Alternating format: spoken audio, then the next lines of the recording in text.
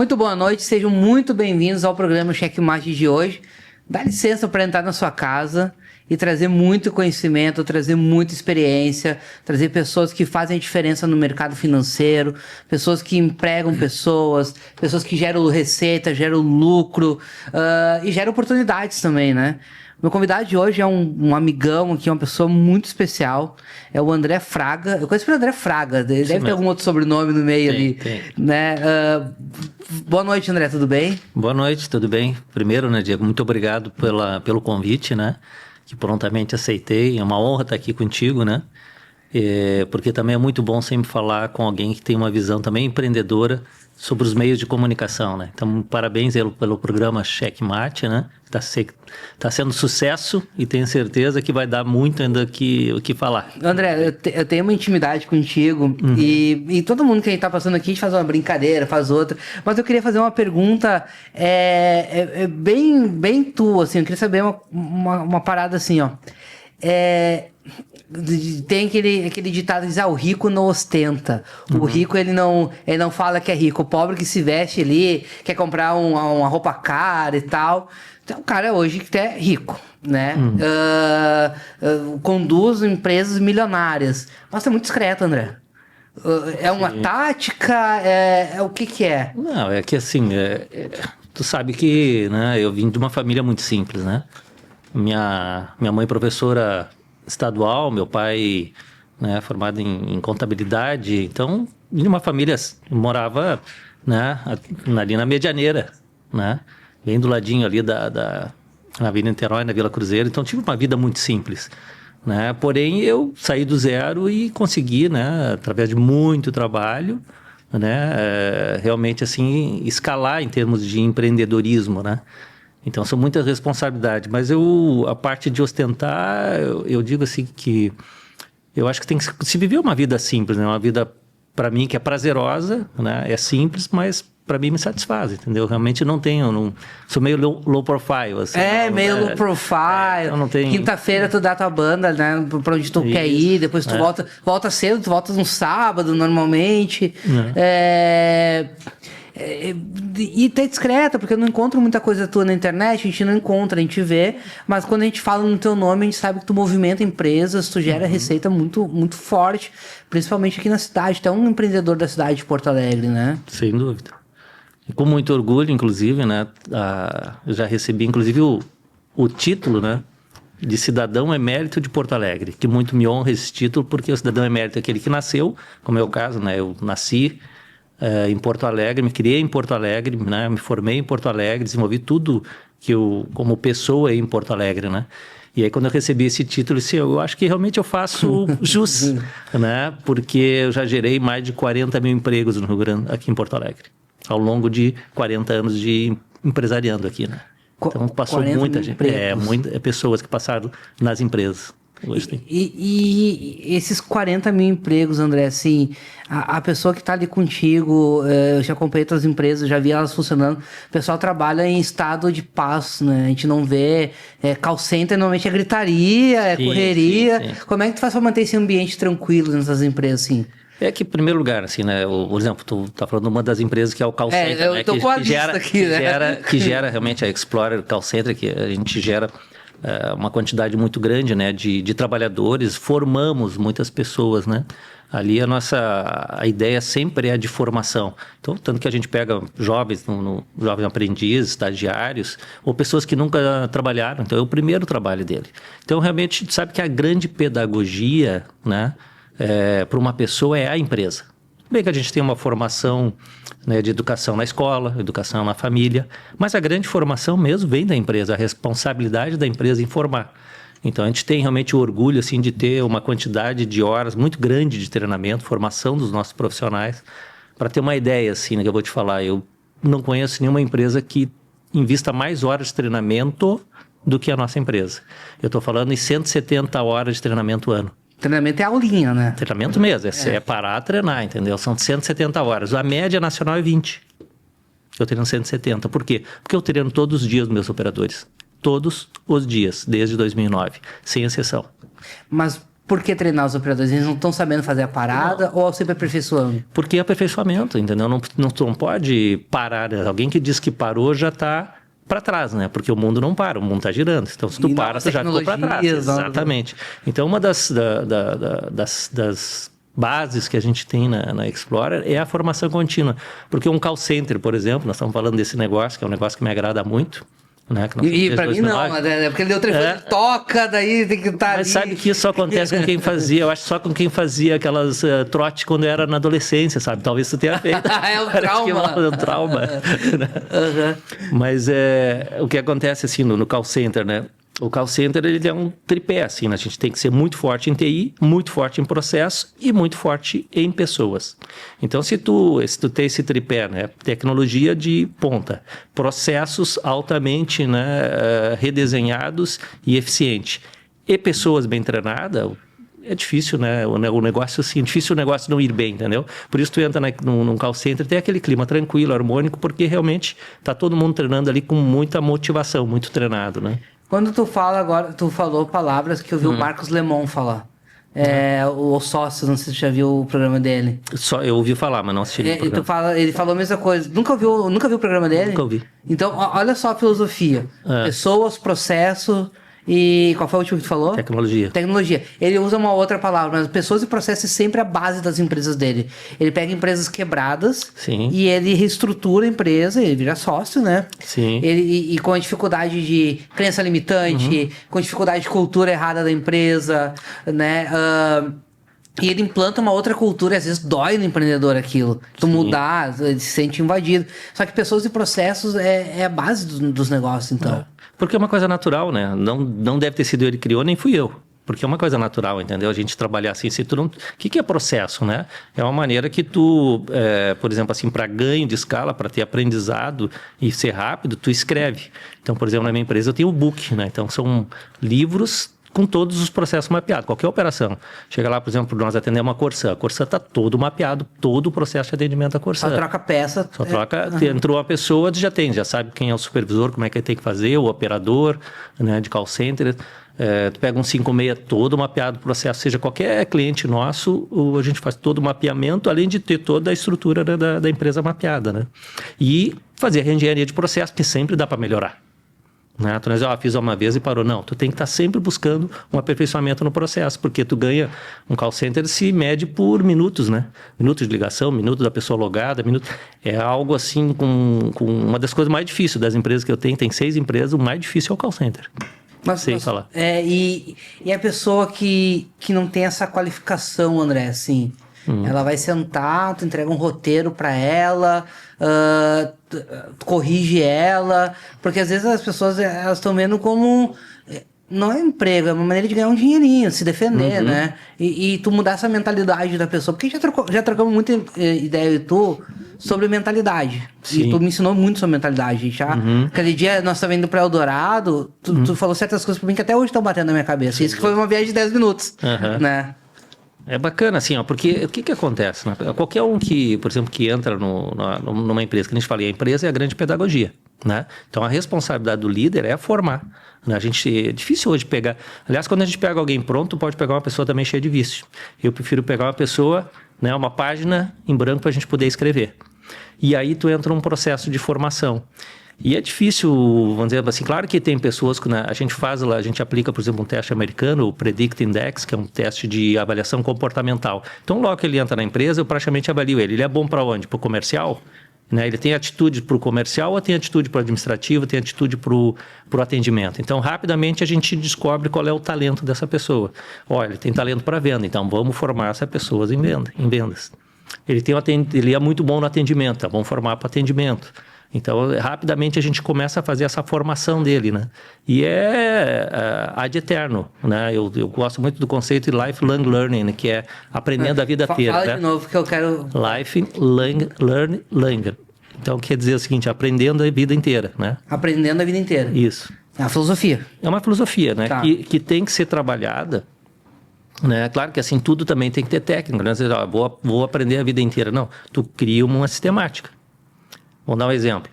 Nós temos uma sistemática para treinamento de equipes comerciais, que chama-se PHD, primeira hora do dia. Então, metodologia aqui, inclusive. PHD, primeira hora do dia. Primeira hora do dia, né? Que a gente treina meia hora todos os nossos operadores todos os dias em vendas. Mas é uma metodologia que ela é baseada, assim, primeira coisa, reconhecer a venda do dia anterior. Você se bate palma mesmo. Uma equipe para a equipe. Se comemora. Palma, se comemora. Depois entra uma técnica de venda. Técnica. Como é que pesquisa o cliente, oferece benefício, neutraliza a objeção, tira o pedido, estende relacionamento, tudo técnica. Né? Então, você trabalha uma técnica ali em 20, 25 minutos, que o tempo do PHD é exatamente meia hora. E depois, no final, comemoração, que tem, né? Então, uma motivacional. Então, se lê uma frase motivacional, se vê um vídeo, e todo mundo dá a mão, grito de guerra, e aí vai para a operação. Isso aí foi tão bacana que eu usei tanto tempo que acabei depois terminando o MBA e eu escrevi um TCC sobre isso. Eu escrevi um artigo científico. Então, ele virou um produto dentro do call center. Legal, legal. Aí eu quero entrar num outro... A grito de guerra e tal, mas quem tá olhando de fora, é frescura, preconceito, né? Vamos lá, estamos falando de empreendedor para empreendedor. Para te motivar uma equipe, às vezes tu tem que fazer umas palhaçadas, às vezes tu tem que fazer uma dinâmica, às vezes tu tem que falar sério, né? E vai da estratégia de cada líder, né? Mas como tu dizer assim pro empreendedor assim, cara, isso é importante, faz. E é tão importante isso, porque assim tu vê no resultado. Porque, por exemplo, pega uma equipe comercial, né? A equipe comercial motivada a resultado. Então, essa forma de treinamento e depois de chegar no final, por que tu dá aquele grito de guerra? É para energizar mesmo, porque tu imagina, né? Todo mundo sai de casa, quem não tem problema, né?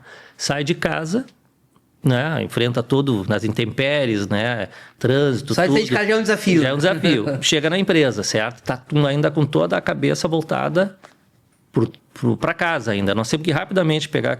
Eu sempre digo como se fizesse um alongamento. Tu vai fazer ginástica, não tem que alongar? Sim. Então, essa meia hora é para ele alongar também, para ele se aquecer para entrar no mundo do business. Então, imagina alguém que vai ligar para oferecer, né, um produto, se ele entrar desmotivado. Não tem como, né? Não vai vender. Então, a gente tem que fazer um trabalho para ele se automotivar. Né? A gente motiva e ele também se automotiva. E por isso que o final é sempre um grito de guerra. E é muito bacana porque eles acabam criando os gritos de guerra deles, inventando. As âncoras, né? E assim, tu pode chegar todos os dias lá na empresa, 8h40 eles chegam, meia hora, 9h10, tu pode chegar lá qualquer dia, você vai escutar um grito de guerra lá, vários gritos de guerra lá de cada equipe. Então é uma coisa muito bacana que virou, e depois que vira cultura da empresa, não sai mais. Se tirar...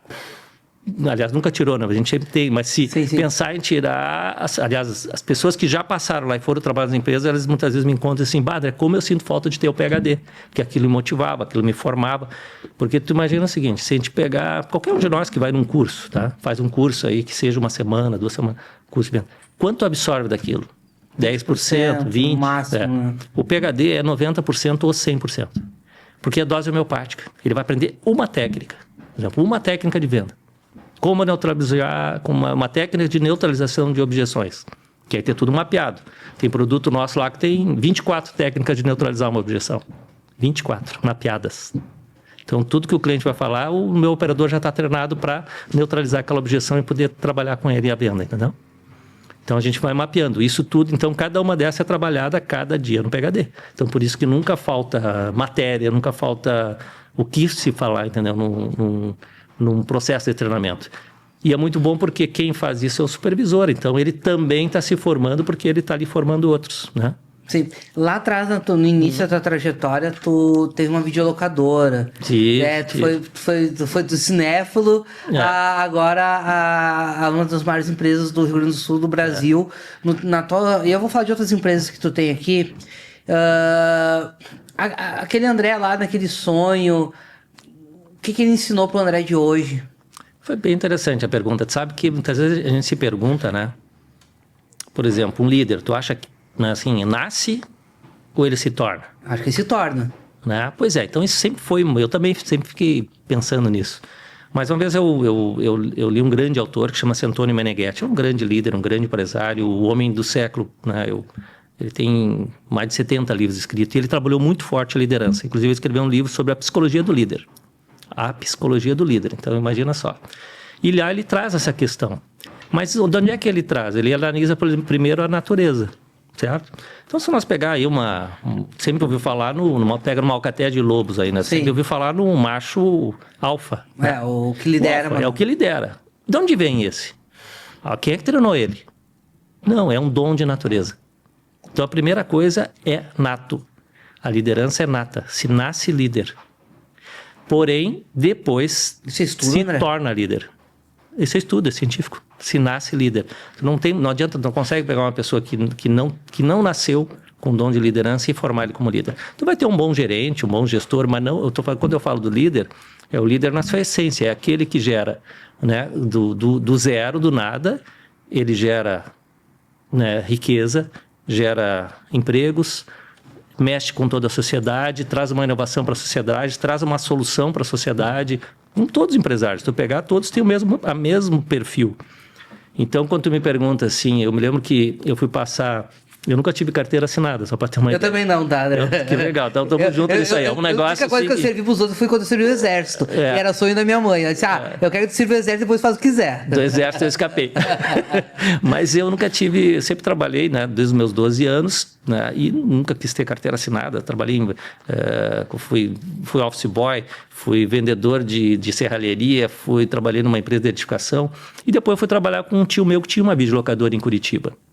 Nas minhas férias, então todo mundo ia para a praia, eu fui trabalhar, né? Tinha lá meus 18 anos.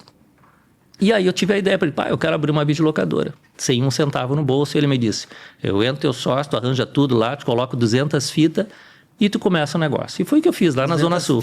200 fitas VHS, tá? E depois eu tinha que pagar para ele as fitas, né? Para ele ficar sócio meio. Então, tu vê assim, eu comecei a empreender. Eu não tinha dinheiro para pagar o aluguel, aluguei uma loja, minha mãe, no nome da minha mãe, inclusive. A mãe sempre, né? Funciona. A fiadora, da mãe exatamente. Funciona sempre. Ela única apostando em mim, né? E eu com aquele negócio, não tenho dinheiro para pagar aluguel no final do mês. E a minha maior felicidade foi que nos primeiros 30 dias eu consegui pagar aquele aluguel, né? Depois eu disse, cara, depois eu disse tudo, depois disso eu consigo virar o que for. Então, mas tu vê, eu não decidi assim, eu vou ser empreendedor, eu vou ser empresário. Não, é natural. Tu vê que aconteceu naturalmente. E tu vê que o líder, tem um negócio, uma frase em latim que é muito bonita, que chama-se res clamat et dominum, que diz, a coisa chama o seu dono. A coisa chama o seu dono. A coisa chama o seu dono. E assim em tudo. Então, não é que eu fui lá escolher, não, a coisa me chamou. O que é a coisa me chamou? O negócio chamado. É um chamado, é uma vocação. Então, a coisa chama. Então, tanto que isso aí é usado desde o tempo de Roma, né? Que era res clamat et dominum, né? Do latim. Então, a coisa chama o seu dono. E eu fui um chamado. Então, quando eu estava empreendedor, abri uma videolocadora, comecei com toda a dificuldade, tudo. Quando eu vi que ali não era o melhor ponto, fui para o Moinhos de Vento, né, mudei para o Moinhos e depois fui para Carlos Gomes, quando eu estava com 2 locadoras e 20 funcionários. E eu tinha 19 anos quando eu comecei, então eu tinha meus 22 anos. 22, 23, por aí eu já estava. Na fase que o cara tá querendo fazer festa. Eu também fazia festa, mas podia, né, tinha alta disciplina de trabalhar também, né, entendeu? Mas realmente eu sacrificava. Ganhar dinheiro vicia? Ganhar dinheiro vicia? Não é que seja vício, porque vício parece um negócio que não é bom, né? Não, mas... mas é como interpreta. O dinheiro é em primeiro lugar, o dinheiro tem 2 coisas, assim, né? O negócio... Aliás, a relação com o dinheiro é uma coisa que dá para fazer belos estudos, tá? Sobre o dinheiro. Sim. Porque o dinheiro, em primeiro lugar, ele não é uma coisa... O fim. Ele é um meio. Ele é só um meio. Se alguém acha que dinheiro é fim... Né? É porque não teve dinheiro ainda. O dia que tiver dinheiro vai entender que o dinheiro é só um meio, não é um fim, né? É um meio para tantas coisas, né? Principalmente para te dar liberdade. A melhor coisa que o dinheiro pode trazer é a liberdade, né? Total. Então, quando lá, né, jovem, eu consegui realizar, e aí comecei a gerar dinheiro, que eu digo que é mais fácil até gerar riqueza, né? Eu comecei, e é muito bacana quando tu começa, né, a gerar riqueza. Claro que eu adoro realizar o meu sonho, eu sempre gostei muito de ter moto, carro, né?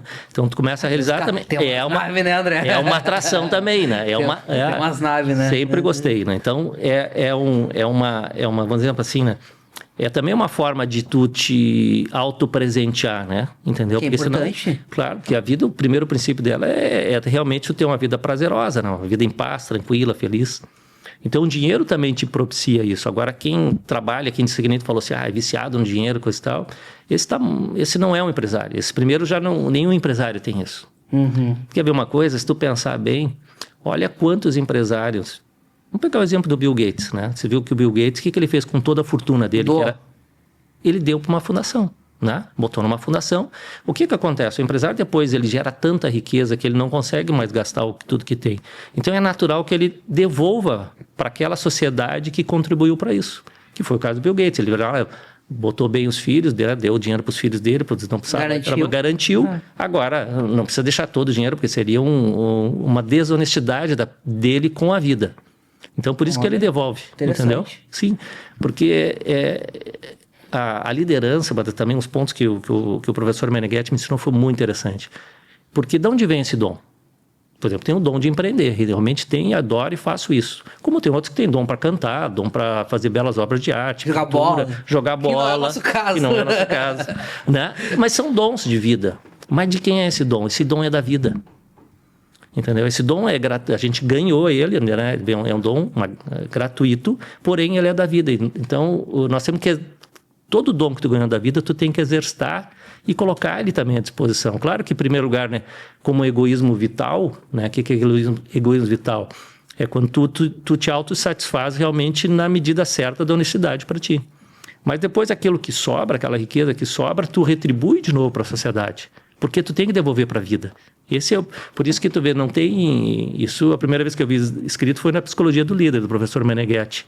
Mas se tu olhar isso, quantos... Pega o Dale Carnegie, aquele que criou o Carnegie Hall lá nos Estados Unidos, pega os Rockefeller, todos eles, esses multimilionários e brasileiros também tem, né? Sempre criam uma fundação para devolver, entendeu? O Link tem uma fundação. Todos queriam uma fundação para quê? Para formar e devolver o quanto que eles conseguiram fazer esse dom de vida, né, de empresariar e de gerar riqueza, depois, né, obviamente, né, de saciado a sua vitalidade. Se garantiu, agora retribui para a vida, entendeu? Sim. Então, esse é o líder mesmo, é este, tá? Esse é o líder. O líder que não faz esse ciclo não é um líder. Pode ser um bom gerente, pode ser um bom empreendedor ali, mas o líder de vida mesmo, ele faz esse ciclo. Mas uma coisa assim, André, esse programa aqui é muito para nós nos acharmos, né? Eu aprendi muito contigo, muita gente trocou ideia, tu me ensinou muito. E vários empreendedores estão sentando aqui e estão me ensinando muito, né? Eu não me vejo ainda no nível de vocês, mas as pessoas dizem assim, nossa, Diego, quanto vocês... Porque eu correr risco pra gente é importante. Pra mim é muito importante. Sim. Arriscar. Eu não sei o que tu pensa sobre isso. É que assim, tu vê a relação que tu faz. Eu não me vejo no mesmo nível que vocês. Já é uma relação que tu tem que fazer uma observação nisso. Por quê? Ensina aí. Porque cada um tem o seu nível. Em primeiro lugar, assim, se tu olhar, né? Vamos dizer assim, na vida cada um veio como uma semente. Tu pode ser uma semente de um carvalho, uma semente de uma oliveira, uma semente de uma macieira. Cada um veio com um projeto de vida, certo? Então, se tu nasceu para ser uma macieira, ótimo, tu tem que ser uma macieira, né? Agora, nasceu para ser um carvalho, vai ser um carvalho. Então, quando tu fala também assim, tu é jovem, então tu pode estar exatamente no teu nível. O importante é tu estar em equiparidade contigo, com o teu nível, entendeu? E não em relação a outros. Porque a vida Sim. anda tanto, entendi. Entendeu? Que tu pode, na minha idade, né? Que tenho idade para ser teu pai, né? Tenho uma filha da tua idade. Na minha idade, tu pode ter muito mais que eu, muito mais que outros empresários que tu vem, certo? Então, também tem uma relação, né, de história, né? Ou seja, a gente tem uma história para construir. Então, essa história vem também da maturidade. É óbvio, assim, somente o empresário, depois que passa dos 40 anos, tem uma outra visão. Depois que passa dos 50, outra. Eu vou passar logo agora dos 60. Eu tô chegando nos 40 agora. Tu tá chegando nos 40. Vai ver que depois dos 40 é uma outra maturidade. Né? Porque aquela ânsia assim, dos 20 aos 30, né? Muito forte ali. Tem que dar muita certo. Energia, tudo. Né? E tem que até os 30... Olha, o jovem que até os 30 não fizer a sua base, ele vai ter muita dificuldade. Tem que ter uma base até os 30 anos. Depois dos 30 ao 40, ele vai começar a experimentar essa base que ele fez. Vai acertar, vai errar, tudo mais. Depois dos 40, ele vai tomar outra maturidade, né? Então, assim, já não se tem... Já começa a ter uma visão mais clara da realidade do mundo mesmo, como o mundo é, né? Menos sonho e mais pé no chão para poder realizar. E cada fase que vai passando, né, tu vai aprimorando. Mas é nesse ponto que eu queria chegar contigo. Por exemplo, se a gente tem exemplos dentro de casa, né? Tem dois exemplos. A minha mãe que sempre se arriscou, tentou empreender, né? Algumas vezes teve sucesso, outras não, mas ela aprendeu muito, eu aprendi muito olhando. Sim. E meu pai que nunca quis se arriscar. O empreendedor, por que a gente tem essa vontade de correr risco sempre, André? Essa é a minha pergunta. Sim. Porque, por exemplo, eu tava tranquilo pensando, vou abrir uma TV.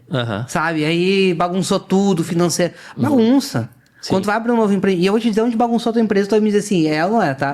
Mas é correr risco, sabe? Por que a gente gosta de correr risco? Porque, vamos lá, se a gente for pensar, né, é que o correr risco, a gente vê como uma coisa pejorativa, e não é. Porque o risco te impulsiona, né? Por que te impulsiona o risco? Aliás, o empreendedor, na verdade, ele não deixa de empreender porque corre risco. Né? Não tem como, né? É inerente ao negócio. Tanto que todo negócio é um negócio de risco. Se tu pegar no direito brasileiro e no mundial, tanto que tu abre um negócio, se não for bem, tu tem o direito a quê? A pedir autofalência. A lei te protege do risco. A pedir agora uma recuperação judicial, a lei te protege do risco, porque todo negócio é um negócio de risco. Ninguém abre um negócio para dar errado, certo? Tem um risco, né? Então, é inerente ao risco. Então, mas o empresário ele não percebe isso, porque ele tem esse dom de empresariar. O que para outros é um risco, para ele é um prazer. Entendeu? É um prazer. Tu vai botar um negócio, né? Vai começar uma empresa nova, uma empresa do zero, né? Bom, tem a chance de eu posso te falar aqui, eu tenho mais de 20 CNPJ. Então, tu imagina em 40 anos, quantos negócios eu abri e fechei, e outros eu tive que fechar. Imagina se eu tivesse uma videolocadora hoje, de fita VHS. Não teria. Não teria. Eu tinha duas opções. Eu né, teria quebrado, hoje eu seria o dono da Netflix. Eu não sei o que poderia ter acontecido. Poderia ter evoluído também o negócio, né? Mas não, eu resolvi sair e empreender em outros negócios. Mas tu vê assim, a minha vocação sempre foi a prestação de serviços. Todos os meus negócios têm o mesmo core business, né? Que é o core business, que é o coração do negócio, né? O coração do negócio. Meu core business, e é muito importante também o empreendedor descobrir qual é o core business. O meu é prestar serviço. Se eu pegar as minhas 6 empresas, tem empresa de call center, tem empresa de trabalho temporário, tem empresa de tecnologia, tem empresa de compliance, tem empresa de telemedicina, tem empresa de benefício. As 6 empresas, pensam, mas são 6 negócios. Não, são o mesmo negócio. O mesmo core business. É todos prestando serviço. Por exemplo, eu não produzo sapato. Né? Eu não faço comunicação, entendeu? É outro ramo. Provavelmente, obviamente, o teu core business é comunicação, né? Tanto que tu empreende, tu vê, o olho brilha, né? Quando trabalha nisso. Então, é uma vocação mesmo, é um chamado que tu executa ao longo do tempo na história, entendeu? Agora nós vamos falar um pouco de dificuldades. Aí eu vou te dizer, onde pode ter bagunçado a tua empresa, eu quero saber como tu lidou com isso.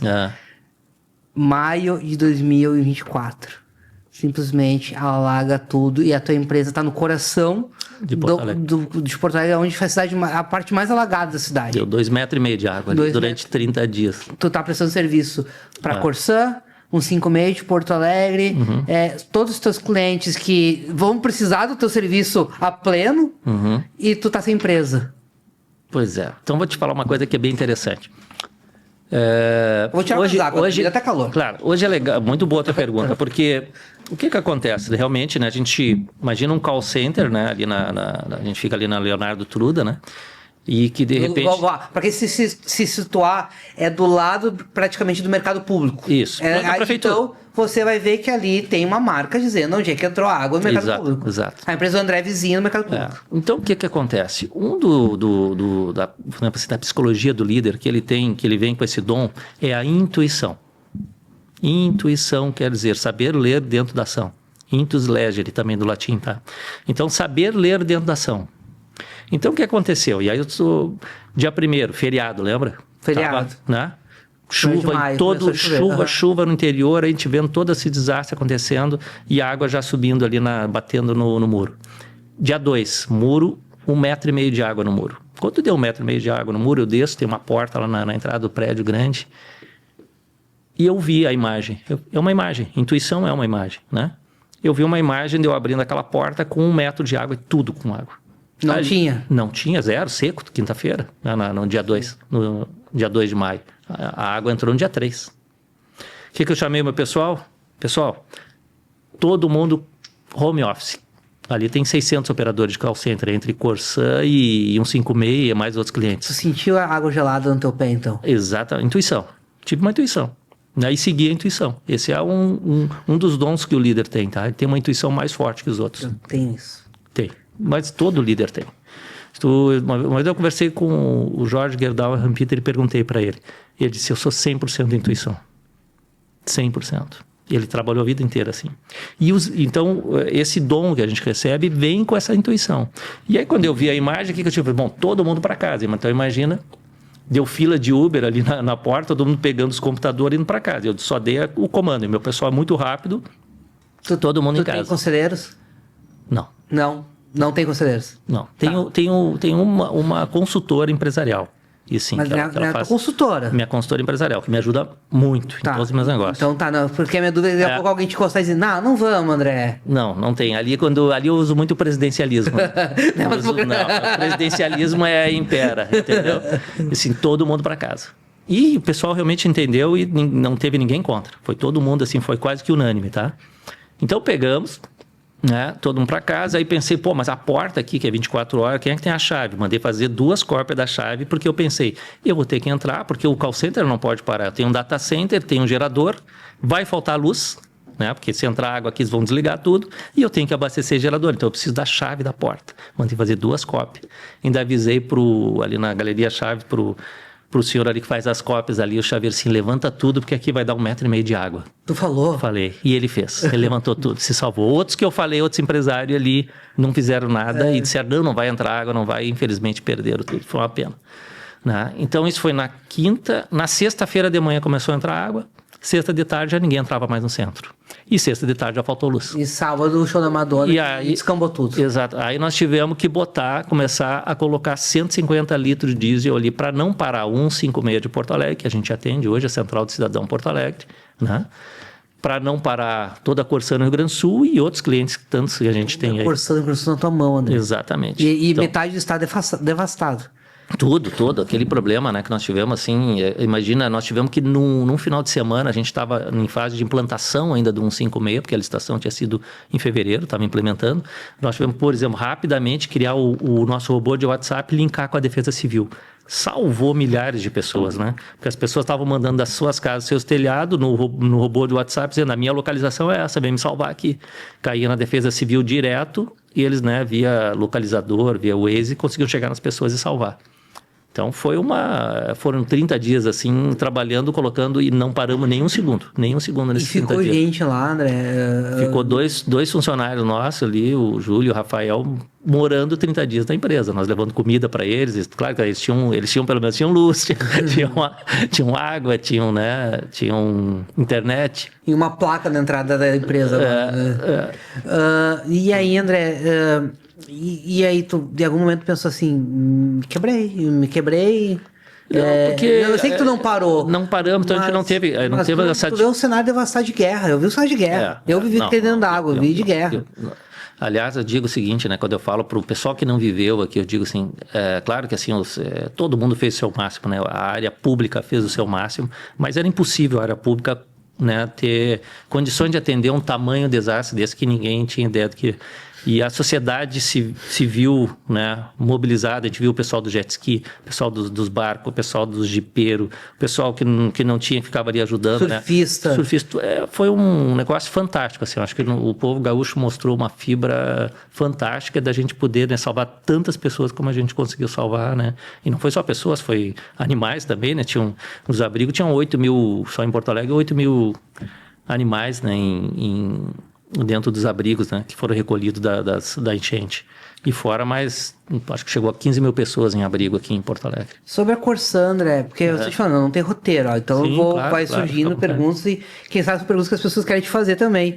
A Corsã, quando ela sai do público, vai para o privado, como é que tu conquista esse cliente? Porque tem que ser um cliente novo. Sim, é verdade. Eu já fornecia, né, 15 anos para a Corsã, né, eram 13 licitações que a gente venceu. E prestávamos realmente um bom serviço, né? Tanto que foi muito bacana, assim, o pessoal da EGE é muito profissional, né? E eu fiquei impressionado, assim, com o profissionalismo que eles têm. Eles entenderam que o Rio Grande do Sul é diferente dos outros estados quando ele tem. Fizeram toda a avaliação e uma coisa muito bacana, assim, que me deixou muito orgulhoso, eles me falaram, o teu call center é o melhor do Brasil. Falaram para mim. Eu fiquei muito feliz, né? Tanto que já renovamos o contrato, né?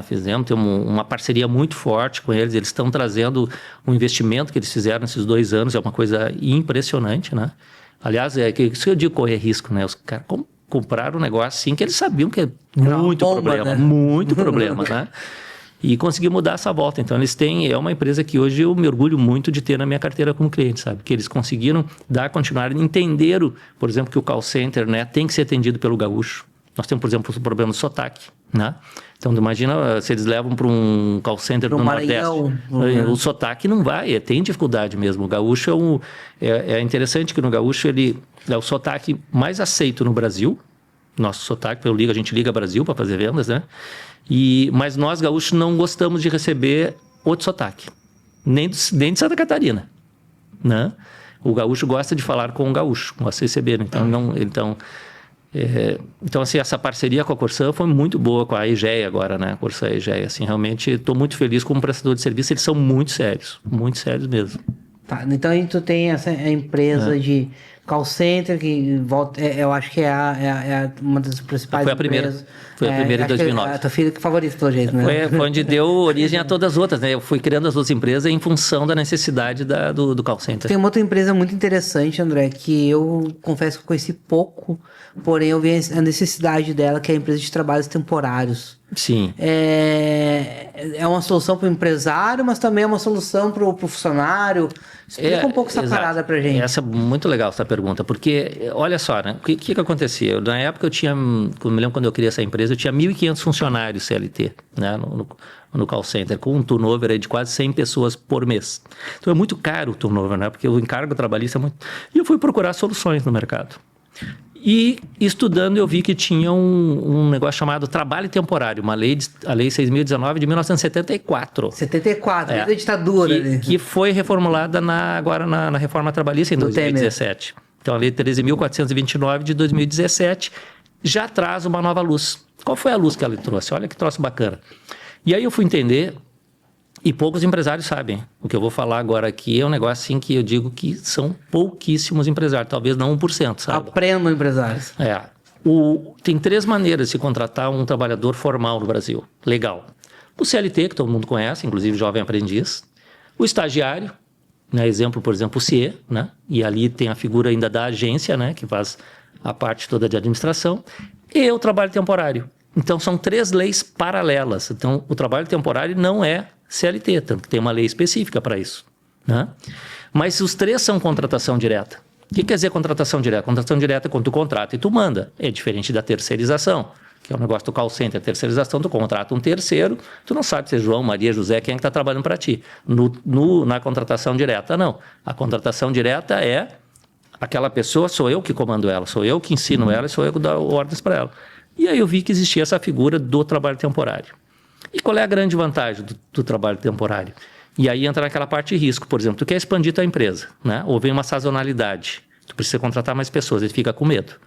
No trabalho temporário, tu pode contratar um trabalhador, olha só, hein? Legalmente, a carteira, né, registrada como trabalhador temporário, lá no E-Social, tudo certinho, de um dia, pode ser só um dia, até 9 meses consecutivo ou não. Então, de um dia até 9 meses consecutivo ou não, podendo, né, a dispensá-lo no momento em que termina a sua função, no momento que tu não precisa mais dele como trabalhador temporário. Não é um PJ, não é nada. Nada, ele tem registro, tanto que é um contrato tripartite, tá? É o único modelo de contrato tripartite. O que quer dizer isso? Eu tenho lá, por exemplo, o João, trabalhador temporário, vinculado à Neotempos, agência de trabalho temporário, que é a nossa agência, trabalhando, por exemplo, para uma farmácia, ou para um supermercado, né, ou para um posto de gasolina. Então, vai lá o nome também da farmácia, do posto de gasolina, do supermercado. Então, isso fica registrado lá no E-Social. Então, fica lá da qualidade de trabalhador temporário. Então, tu pode ficar com ele com um dia, na verdade, os primeiros 6 meses, depois pode renovar por mais 3. Então, dá até 9 meses. Então, é muito bom porque também, para o trabalhador, ele pode experimentar a empresa. E a empresa pode experimentar ele. Assim como também ele pode sair a qualquer momento sem ter que dar aviso. É um namoro. É uma experimentação, né? Ele é o melhor momento porque o contrato de experiência, por exemplo, da CLT, que são 3 meses, é muito ruim para os dois lados. É ruim para a empresa e ruim para o trabalhador, porque em 3 meses é muito difícil. 3 meses ele recém está aprendendo o ofício da função. Como é que tu vai avaliar uma pessoa em 3 meses, né? Então, a vantagem de quem, né, contrata o trabalhador temporário é ele poder avaliar e experimentar em 9 meses. Tanto que o índice de efetivação, depois desses 9 meses, a empresa pode efetivá-lo como com carteira assinada, né? É 77% de efetivação, não? É alto. Muito alto. Então, esta é a vantagem, né, que o empresário tem, porque ele fica, né, com uma grande flexibilidade. Por exemplo, agora vai chegar o festas, final de ano, praia, onde a gente é muito demandado, porque, por exemplo, na praia se precisa desse trabalhador. Por exemplo, a gente presta muito serviço para farmácia, supermercado, posto de gasolina, por 6 meses. Né? Que é o nosso verão aqui, né? Que é a gap, né? Da demanda. Que é o gap, entendeu? Então, esses trabalhadores que vão trabalhar 6 meses, são os mesmos que vão trabalhar no próximo ano 6 meses, são os mesmos que vão trabalhar no próximo ano. É cíclico, né? Então, agora, como é que tu vai fazer uma contratação dessa para uma empresa? Ele contratar com contrato de experiência, 3 meses. Depois botar mais 3, depois tiver que indenizar ele, pagar tudo, fica muito caro. Então, por isso que existe a figura do trabalho temporário. A figura do trabalho temporário, ela tem que ser usada junto com os 3. Então, tu tem o teu trabalhador efetivo, tu tem o estagiário, que é que tu não está formando, e mais o trabalhador temporário, que é alguém que já tem a experiência e tu coloca para trabalhar contigo. Mas quem dá a ordem, quem dá o comando, quem decide o salário, isso é muito importante. O trabalhador, por exemplo, se ele for um balconista de farmácia, ele tem que ganhar igual, ter os mesmos direitos, é por lei. Não é eu que digo quanto, não é a agência que diz quanto vai. A agência, ela tem que zelar por isso, né? Por isso que é uma outorga do governo federal. Ninguém pode contratar, nenhuma empresa pode contratar para si um trabalhador temporário. Tem que ser sempre através de uma agência, como é o caso do CIE. Tu não pode contratar o estagiário sem ter a supervisão de uma agência também de estágio, né? Então, esse é o trabalho que a gente faz. Então, a gente coloca todas as regras, a gente recruta, seleciona e faz a gestão da folha de pagamento. Deixa eu te perguntar uma coisa assim, agora me vem na cabeça, né? André, fiquei 6 meses ali na farmácia. Tá, agora eu quero ficar 6 meses, eu já saí da farmácia, e agora eu quero ficar 6 meses no posto de gasolina. Pode. Aí ele pode continuar porque ele mudou o tomador. Ele não pode ficar mais de 9 meses no mesmo tomador. É boa pergunta. Ele trabalhando com a minha agência, ele pode ter trabalho, pode ficar 6 meses numa empresa, 6 meses na outra, 6 meses Isso, aí vai pulando, cara, não tiver bom, tô caindo fora, tá tudo certo, entendeu? Pode acontecer. Pode, né? É difícil, porque geralmente ele é efetivado. Quantas vagas tem aberta hoje? 300 vagas, né? Nós chegamos, todo mês 300 vagas. A gente tem aí uma quantidade muito grande. Hoje a gente tem quase 3 mil pessoas trabalhando, né? Só no trabalho temporário. Então, 10% disso é turnover, entrada, saída de pessoas, contratos que estão acabando, né? Clientes que estão abrindo novos contratos. Então, a gente sempre... Mas no verão, isso vai em fevereiro, nós estávamos com 900 vagas. É muita vaga, André. E tá faltando gente, né? É uma queixa tua, né, André? Não, é uma queixa do empresariado brasileiro, porque a gente concorre hoje nós estamos concorrendo, que como é que eu vou dizer assim? Existe um benefício hoje chamado Bolsa, né? Bolsa Família, tudo mais, né? E o que acontece? Hoje a gente sabe que tem 43 milhões de brasileiros em algum tipo de bolsa, né? Então, isso está trazendo um problema para o Brasil, né? Porque, infelizmente, tem muitas pessoas, quando a pessoa entra no Bolsa, se ele arranjar um trabalho, ele perde o Bolsa, né? Então, isso está concorrendo hoje com o emprego formal. O Bolsa, hoje, o cara que não está no Bolsa, ele não é considerado desempregado. Nem sabia. O cara que está no Bolsa Família hoje, ele não é considerado desempregado. Então, isso é um problema. É um problema, eu não sabia disso. A pessoa que tá no cadastro no Bolsa Família, ele sai da lista do desempregado. Isso maquia muita coisa. É verdade. Entende? Porque é muita gente vivendo de assistencialismo e o retorno é quase nenhum. Não, né? eu sou, que nem eu falei para vocês, assim, eu acho que o assistencialismo é uma coisa válida. O único ponto do assistencialismo é que ele não pode ser eterno. E tem que ter um assistencialismo com reciprocidade. Ou seja, se eu dei alguma coisa para alguém, o que ele vai devolver? Entendeu? Se tu não traz...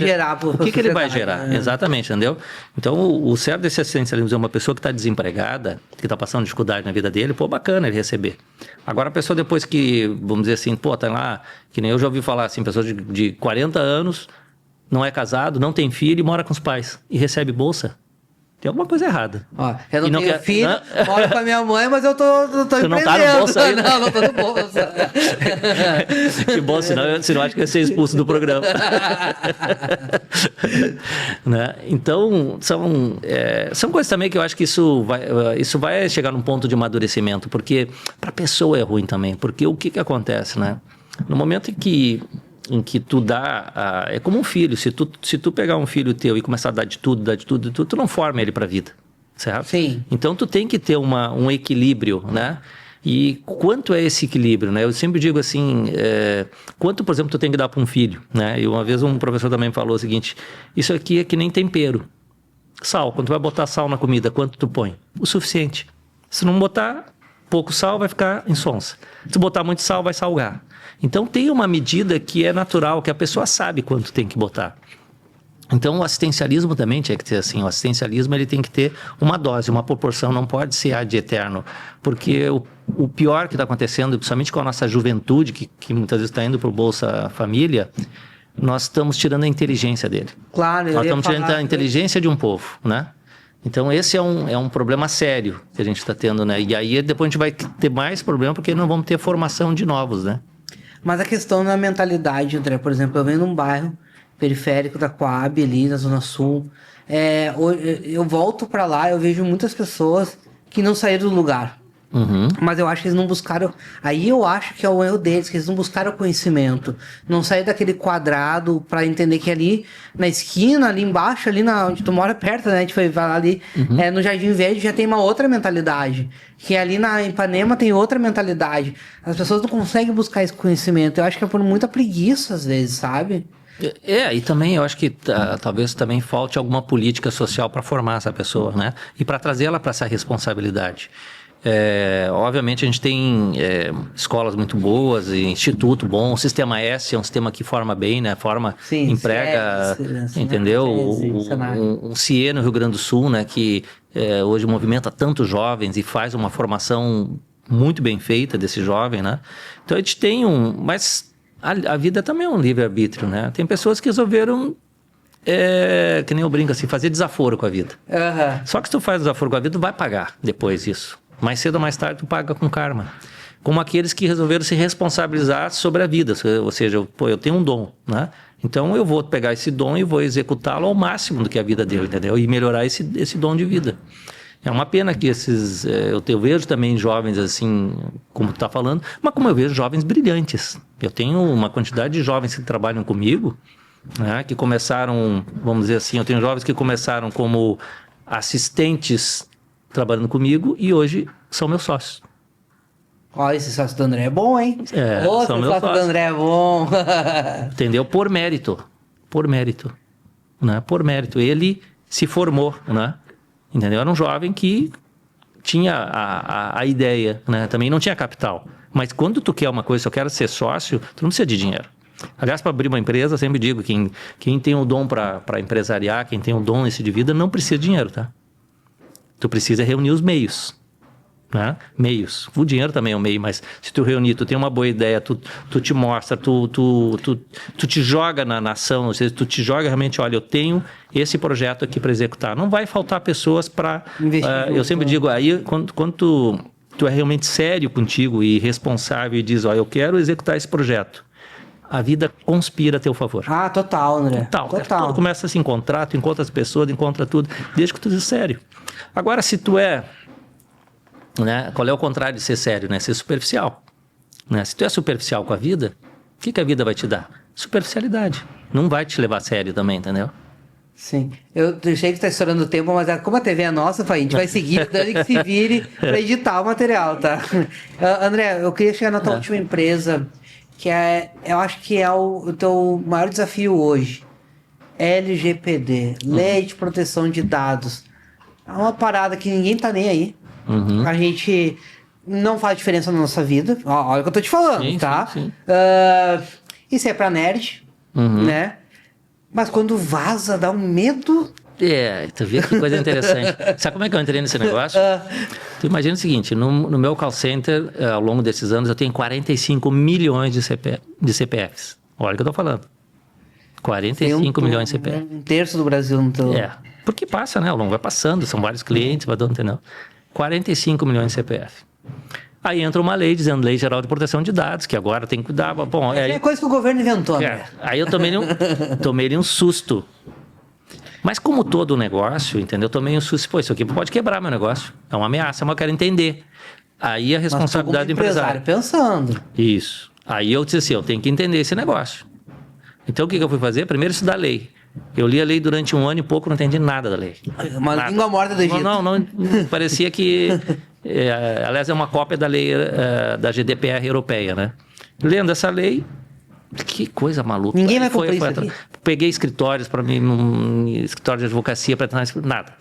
Aí essa é uma coisa, lembrei de um amigo. Aí tu vê como é os negócios. Tem um cara que me falou assim, perguntei para ele, liguei para ele, que hoje é meu sócio na empresa, Sim. o Alan. Alan, tu conhece aí? Conheço. E ele em meia hora me explicou a lei. Eu disse, não pode ser essa aqui. Tão simples. Não, tão simples. Agora entendi a lei.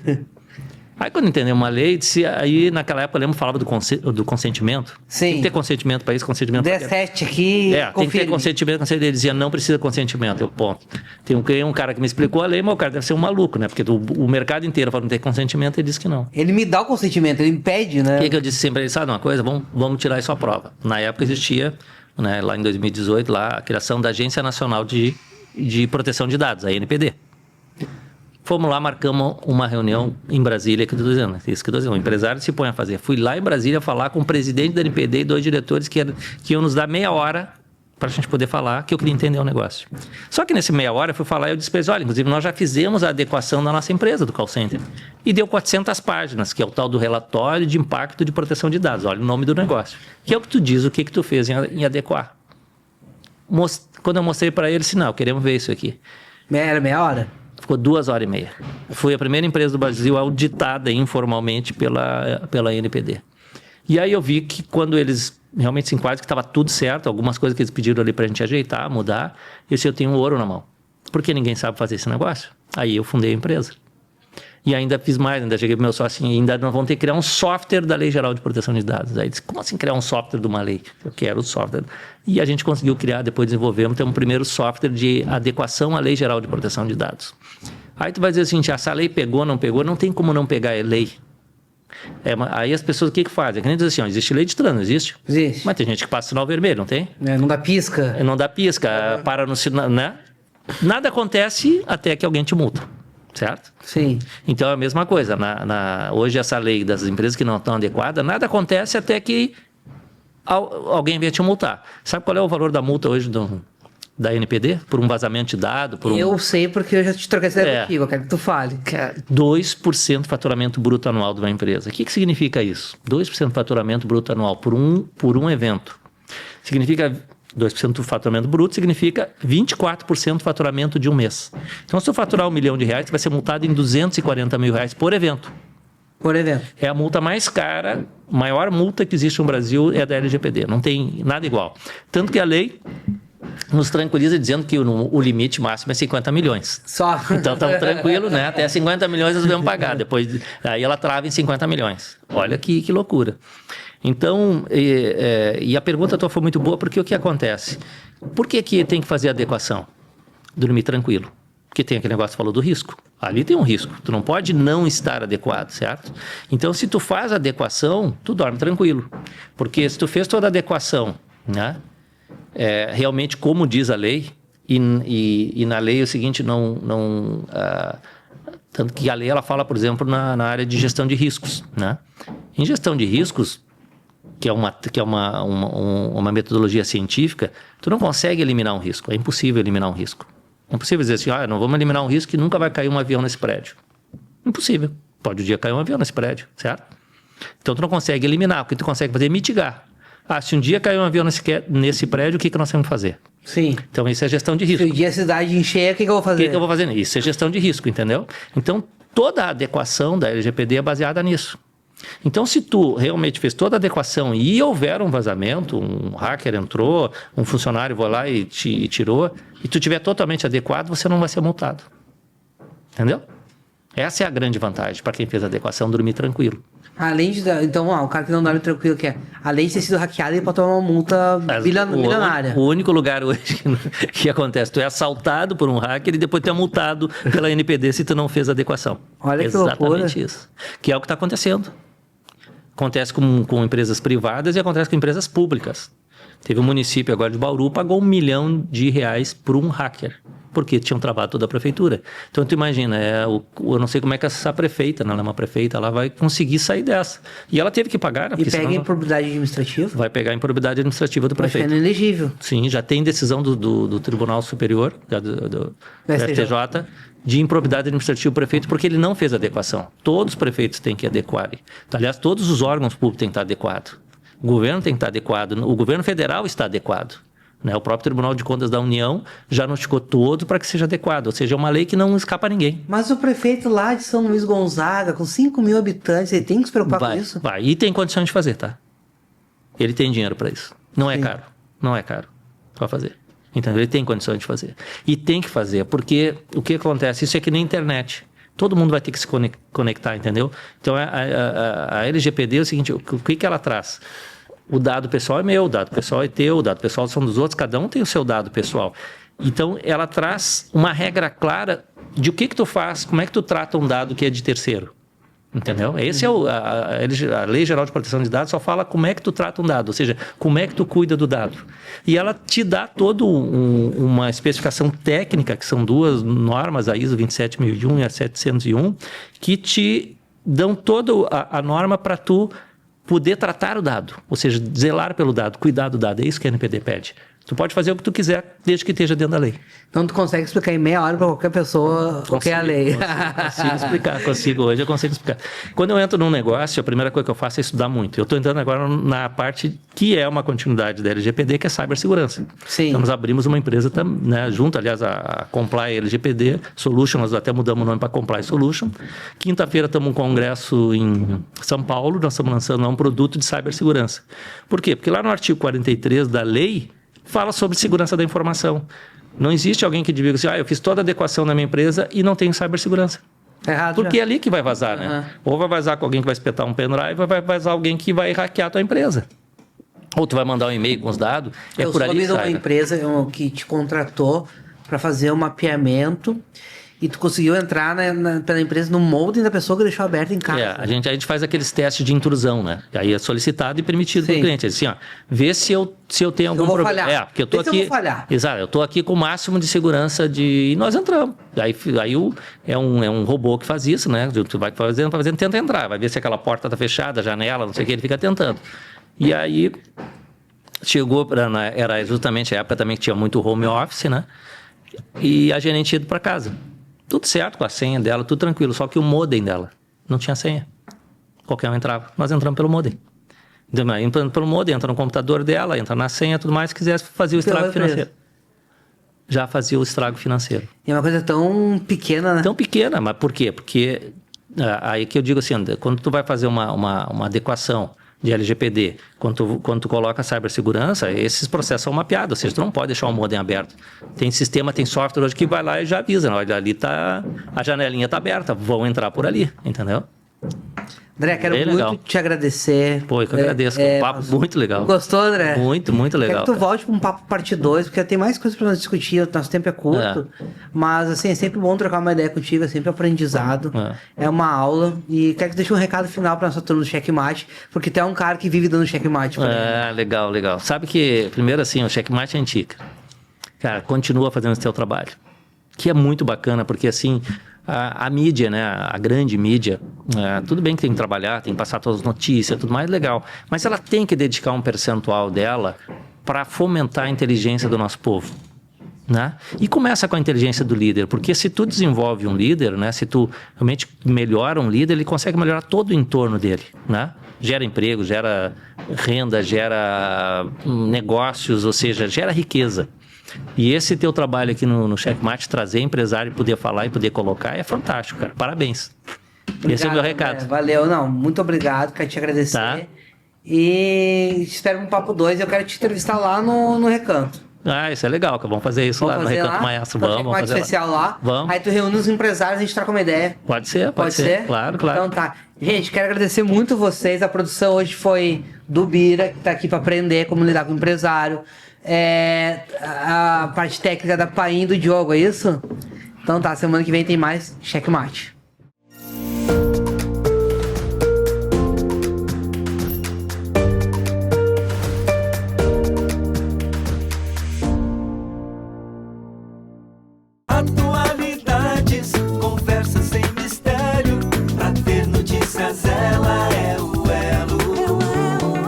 acompanhe o programa Elo é o Elo comigo, Deise Maranata, toda segunda-feira às 22 horas.